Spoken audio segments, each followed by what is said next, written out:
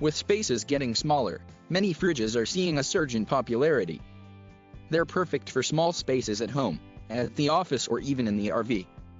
Whether you want one for your dorm room, garage, or media room, the need to maximize space is ever increasing, and people want more out of this compact and multi-purpose alternative.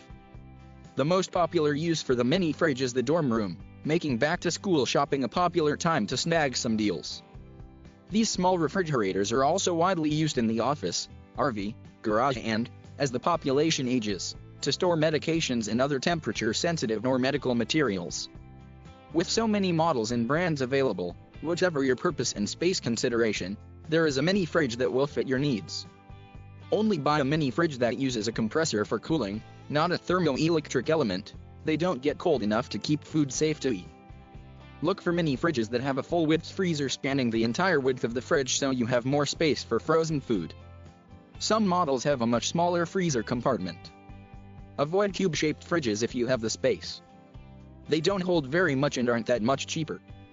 Avoid two-door mini fridges as well. They have a hard time holding consistent temperatures.